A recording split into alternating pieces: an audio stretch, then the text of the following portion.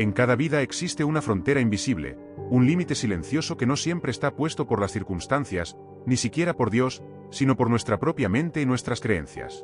Muchas veces pensamos que el cielo está cerrado, que la bendición no llega o que la vida se reduce al esfuerzo humano, cuando en realidad lo que ocurre es que nosotros mismos levantamos murallas que impiden a lo divino manifestarse plenamente. Cuando limitamos a Dios es que lo dejamos fuera. Les pongo un ejemplo. Quien me conoce ahora, a mí, que soy hablador y que me atrevo a cantar y a actuar y me cuelgo de las cosas y hago un montón, dice: qué hombre libre y carismático que nació. Desde chiquitito en la cuna andaría haciendo monadas. Sin embargo, los que me conocen de años saben que si no fuese por el toque sobrenatural de Dios, yo hubiese sido un bichito totalmente insociable. No podía hablar. Sé que contarlo ahora pareciera como un cliché. Todos los predicadores dicen eso. De verdad, Dios no me deja mentir. Nunca pude expresarme, nunca pude hablar en público. Por años sufrí bullying toda la adolescencia, toda la juventud. Nunca fui popular. Se me trababan las palabras, tenía problemas de dicción. Estaba condenado a ser una persona condenada, insisto, al ostracismo, a no hablar, a no relacionarse. Pero fue el toque sobrenatural de Dios, la mano de Dios que hizo. No fue mi talento, fue un don del Espíritu, un manto que vino sobre mí, que todo lo que había dentro, como un día dijo la vieja, se destapó y salió. Y eso sobrenatural me ha ayudado a inspirar a otros a poder lograr lo que tienen que lograr en Cristo. Miren, mi pregunta es: ¿puedes reconocer la sobrenaturalidad en tu vida ahora mismo si te lo preguntara? Si te dijera, ¿qué es lo sobrenatural que no podrías hacer? Que tú no eres tan listo para hacer, a no ser que sea por Dios. ¿Cuántos podrían responderme: sí, esto no estaba en mí, no está en mí, nadie me lo enseñó, vino como un don del Espíritu? Eso es lo que hace que no limites a Dios. Todo el resto no nos diferencia de los mundanos, no nos diferencia de los inconversos. Los inconversos estudian, se preparan, se capacitan, son buenos, mediocres o malos abogados, pero depende de cómo se prepararon. Yo creo en la preparación, yo creo en el estudio, en la intelectualidad, pero es indistinto a que Dios esté limitado o no esté limitado si es que no le das lugar a la sobrenaturalidad divina.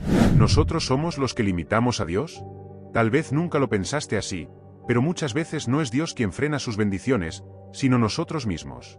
No porque Él sea incapaz, sino porque nuestras dudas, excusas y temores se convierten en muros que levantamos en el corazón. Cuando creemos que no somos dignos, que no tenemos lo suficiente, o que ya todo está escrito para mal, en ese instante somos nosotros los que apagamos la posibilidad de que el cielo se abra. Cuando uno limita a Dios y saca a Dios de la vida, uno inmediatamente se siente fuera de las grandes ligas del Señor. Y Dios dice: yo no quiero que te quedes fuera de lo maravilloso, porque pensamiento de bien tengo para ti, no de mal. Anoten esto para el Twitter: muchos no permiten que Dios interfiera en lo que ellos creen. Muchos no permiten que Dios interfiera en lo que ellos creen. Y como los hindúes decimos, la vaca es de la abuela encarnada y no la comemos. Y baja Dios y dice: cómete un buen churrasco que tu abuela está conmigo. Y tú dices: no, porque cuando como la carne y el chorizo siento que la abuela gime. No, la abuela está conmigo. Y no queremos. Nos cerramos. Y cuando nos cerramos, no nos diferenciamos en nada al inconverso. Es lo que creemos y lo que creemos y lo que creemos. Si algunos los arrestaran por ser cristianos, no habría suficiente evidencia para sentenciarlos. Si te arrestaran por ser cristiano, no habría suficiente evidencia sobrenatural para sentenciarte. Diría, vaya nomás, vaya, usted no se diferencia nada del vecino de al lado. Usted es tan incrédulo como el de al lado. No, pero yo voy a la iglesia. Sí, pero usted no tiene nada sobrenatural. Y la Biblia dice, te pondrá el Señor a la cabeza y no a la cola. Solo estarás encima y no debajo. Si escuchas los mandamientos de tu Dios que te ordeno hoy para que los guardes cuidadosamente, Deuteronomio 28:13. No dice que no vas a tener malas circunstancias, dice aquí vas a estar por encima de las circunstancias, por encima de la vida natural. ¿Cuántos quieren una vida sobrenatural? Dígame amén. No limites a Dios. Dios dice, estás viviendo pobre porque me estás limitando. Vives infeliz porque me estás limitando. He aquí pensamientos de bien tengo para ti y no de mal. ¿Nuestra mente dirige nuestra vida? No importa cuánto reces, cuánto desees o cuánto sueñes. Si tus pensamientos están en derrota, tu vida seguirá el rumbo de esa derrota. Porque nuestra mente es el timón, y con ella podemos navegar hacia puerto seguro o hundirnos en tormenta. Si queremos ver un cambio externo, primero debemos cultivar un cambio interno. Yo provengo de una iglesia muy legalista en términos doctrinales, a tal punto que si alguien decía, quiero ser abogado, pero vas a tener que defender delincuentes. Así que la abogacía estaba asignada a que no podía entrar a la iglesia. Quiero ser arquitecto, ¿para qué? Para construir casas que después se las va a quedar el anticristo. Así que tampoco arquitecto. Quiero ser médico, que no confía en el poder de Dios, que tiene que ser un matasanos. Quiero ser artista, ni se te ocurra en ese ambiente donde están todas las locas y los gays y los abusadores. No, ni se te ocurra. Bailarina, modelo, ¿para qué? Para modelar la ropa que viste el cuerpo inmundo. Lo principal es lo de adentro. Entonces estaba todo lo que olía mundo, estaba como asignado a estar fuera de la iglesia. Ninguno de nosotros, los muchachitos, podíamos soñar ni con ser artistas, ni con ser locutores de radio, porque la radio era el aparato del demonio, la televisión era el cajón del diablo también. Entonces estábamos como afuera de todo, y eso nos asignaba a desconectarnos, a no tener conexiones divinas de ningún tipo. O sea, si llegaba un hombre de negocios a la iglesia, se le hacía lo imposible para que abandonara el negocio y se dedicara a vivir por fe. Entonces si alguien decía, ¿a qué te dedicas? Y yo me dedico a vender casas. Deje de vender casas y métase en las cosas del Señor, que Cristo viene pronto. El hombre dejaba la compañía, empezaba a morirse de hambre, se le despegaban los zapatos, no tenía ni para desodorante, y ahí era un siervo de Dios. Fíjense que estábamos rodeados de riquezas, pero la creencia hacía que las vacas anduvieran entre nosotros y nos muramos de hambre. Entonces lo peor que nos puede pasar es comenzar este año con una mente cerrada a lo que Dios quiere darte, y que cuando llegues al final de tu vida, los años altos, Dios te diga, yo puse a tu disposición en talentos, en conexiones, en gente que se acercó a ti, todo para que te vaya bien, pero lo desperdiciaste, pero nunca supiste verlo porque creías que todo era mundo, que todo era pecado, que eso no era de Dios. Y Dios dice, tienes que ampliar la mente, porque tal como piensas es como va a ser tu vida. Hasta ahí, ¿cuántos dicen amén? No limites a Dios. Dice la palabra, porque yo sé los planes que tengo para ti, declara el Señor. Planes de bienestar, no de mal, no de calamidad, para darte un fruto y una esperanza. O sea, Él tiene un plan perfecto para tu vida. No importa si tu llegada al mundo fue prevista por tus padres o no. Dios dice, yo tengo un plan perfecto y no quiero que vivas por debajo del estándar que yo preparé para ti. ¿Vives esperando el viernes y maldiciendo el lunes? Si tu corazón solo respira de viernes a domingo, entonces tal vez no estás en el lugar correcto. Maldecir el lunes es maldecir la oportunidad que Dios te dio de avanzar hacia tu destino. Cada día es un regalo, cada jornada es un paso más hacia tu propósito. Y cuando dejas de ver tu semana como un castigo y comienzas a verla como terreno de bendición, entonces tu espíritu se alinea con lo que el cielo planeó para ti. Si cuando llega el domingo por la tarde, ante la cercanía del lunes, estás maldiciendo por la semana que está por comenzar, es porque estás limitando a Dios y no estás viviendo en plenitud el lugar donde por el momento o para siempre Dios te ha puesto. Dios te puso en un lugar. Cuando tú esperas el viernes y te arrastras durante toda la semana esperando el fin de semana, es porque no estás viviendo en el designio de Dios, no estás activando las bendiciones de Dios para tu vida. Así es cuando Dios escucha tu queja.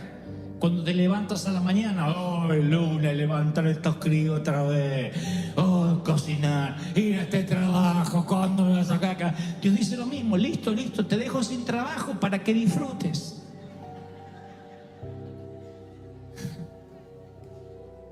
Y después decimos, el Señor dio, el Señor quitó. Tu abuela, te lo quitaste solo. Porque cuando no valoras lo que Dios te dio, ahí es cuando decimos, el Señor es soberano. No, tú generaste las propias consecuencias. Cuando uno es agradecido a Dios por lo que tiene, uno bendice que comiencen las semanas. Qué bueno, empieza la semana. ¿Por qué? Porque es un día menos para tu sueño. Porque cada día te acerca más a tu esperanza. Porque esa luz que estaba allá a lo lejos cada vez está más cerca. Otros dicen, sí, pero ¿y si esa luz es un tren que viene de frente? Porque hay gente así. Miren, no hay nada mejor que estar en el lugar correcto. Estábamos en Bogotá, Colombia, hace unos años y tenía que dar una conferencia por la noche. Y mi coordinador Sergio me insiste para que vaya a un desayuno de gente de negocios por la mañana. Era un cónclave de médicos. Así que en un momento yo empiezo a hablarles acerca de la vida. Y cuando termina el desayuno, viene una dama que se acerca llorando y dice, ¿sabe? Anoche por la noche me acosté diciendo, Dios, ¿existes o no existes? Porque gracias a Dios yo soy atea, me dijo. Pero anoche me agarró la duda, sin saber que usted va a venir. ¿Existes o no existes? Así que me fui a dormir. Y por la noche sueño con un barco. Era una gran embarcación. Y ese barco iba destino a un lugar, parecía como un puerto muy bonito, y yo estoy en el barco, estoy viéndome ahí y digo, ¿quién me trajo aquí? ¿Hacia dónde vamos? Y siento una voz que dice, busca al capitán, él te hablará de mí, el capitán te llevará a casa. Y cuando busco, estabas tú allí como capitán, me dice. Yo te conocí anoche en un sueño antes de verte. ¿Hemos limitado a Dios y evitado llegar a nuestra promesa? El pueblo de Israel pudo haber llegado a la tierra prometida en semanas, pero tardó 40 años, no porque Dios quisiera, sino porque ellos dudaron, se quejaron y pusieron límites al Santo de Israel. Y lo mismo nos ocurre. Caminamos en círculos en desiertos que podrían haberse abreviado si hubiéramos creído. Cuando uno dice no limites a Dios, en términos teológicos o escriturales, se nos ocurre pensar, nadie puede limitar a Dios. Dios es ilimitado, todopoderoso, omnisciente, omnipresente, omnipotente, está en todos lados, todo lo sabe, tiene todo el poder. Sin embargo, el Señor me decía una y otra vez, diles que no me limiten. No está hablando que el Señor necesita tu permiso para hacer algo, pero sí hay cosas que Él no puede hacer en tu vida y se limita la bendición que Él tiene para ti a causa de nuestra incredulidad, a causa de no creer lo que Él podría hacer en nosotros. cuando no entendemos que nosotros somos los que limitamos a Dios, nosotros somos los que le ponemos límites al poder de Dios, es como que le dejamos toda la responsabilidad a Dios. Por ejemplo, no nos levantamos ni nos movemos ni nos molestamos en ir a trabajar, y si nos morimos de hambre y no prosperamos, decimos, bueno, ¿será que Dios quiere que yo experimente pobreza para enseñarme humildad? Yo vengo de esas congregaciones donde había hermanos que eran vagos, y uno le decía, ¿por qué no vas a trabajar? No sé, Dios tal vez quiere que viva por fe. No era vivir por fe, era vivir de vagancia. No quería trabajar, no quería esforzarse, pero él decía como que Dios no le permitía trabajar. Otros decían, si Dios quiere que toque la música, Él va a hacer que yo la toque. Y le decíamos, pero ¿por qué no vas a una academia? ¿Por qué no te consigues un profesor? No, porque si es de Dios que toque, Él me puede dar el talento por la noche y mientras duermo, o Dios no es poderoso para hacerlo. El resultado ya se lo imaginan, nunca pudo tocar decentemente. Y cuando agarraba el instrumento decía, pobrecito, déjalo que viva el pobre instrumento, porque lo torturaba, no lo tocaba.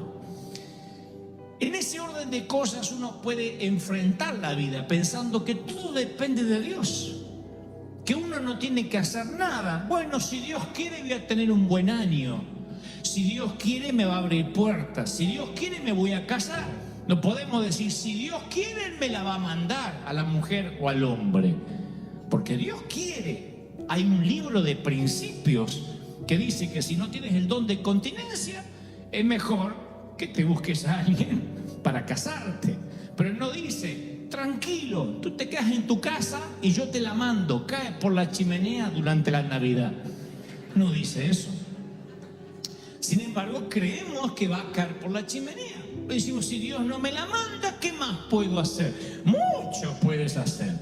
Performarte, ser caballero, endulzarle los oídos, cantarles canciones románticas, seducirla, entre otras cosas.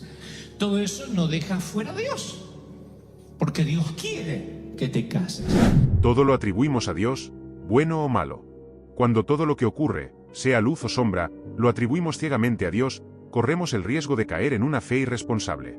No es que Dios no gobierne, sino que nos entregó libre albedrío, capacidad de elegir y cosechar lo que sembramos. Si descuidamos, si dañamos, si no valoramos lo que tenemos, no es Dios quien nos castiga, somos nosotros recogiendo lo que plantamos. El pueblo de Israel volvía y tentaba a Dios y ponían límite al Santo de Israel. Era el mismo pueblo que de algún modo limitó a Dios y por eso dio vueltas 40 años por el desierto, cuando quizá en 20 días o en un mes pudo haber llegado a la tierra prometida. No dice, yo no tenía poder para liberarlos, dice, ellos me ponían límite. Si cuando llegas a esta fecha, principios de año, tú dices, bueno, todo lo que logré es porque me esforcé, porque tengo talento, porque trabajé, porque estudié, y dejas fuera de tu ecuación a Dios, significa que has limitado a Dios, no has tenido una vida sobrenatural. Y si no tienes una vida sobrenatural, alguien tiene que decirte que tienes una vida superficial. No hay una tercera vida. O vives sobrenaturalmente o vives carnalmente. O vives lleno de Dios o vives lleno de tu esfuerzo, dejando fuera a Dios. Y si dejas fuera a Dios, estás limitando lo que Dios podría hacer sobrenaturalmente contigo. ¿Me estoy siendo claro, sí o no? Si tú dices, bueno, yo trabajé mucho y por eso me pagan, porque me esforcé, lo cual está bien, porque Dios bendice al varón esforzado y valiente.